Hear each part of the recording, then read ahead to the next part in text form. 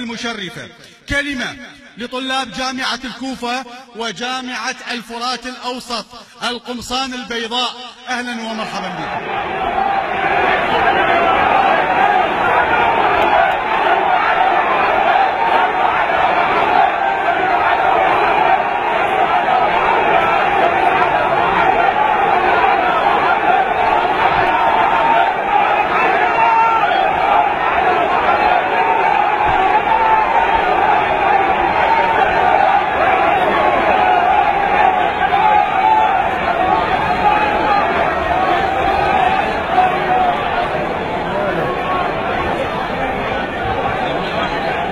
رحبوا بالسيد القائد بالصلاة على محمد وآل محمد.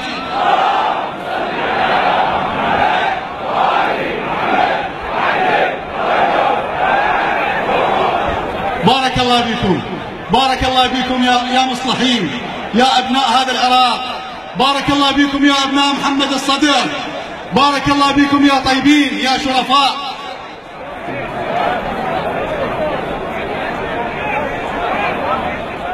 أيها الحاضرين في هذا المكان، في حنانة الخير، في هذه البقعة المباركة من الأرض التي تشرفت أيضا بحضوركم وتشرفتم بلقاء قائدكم، بارك الله بكم.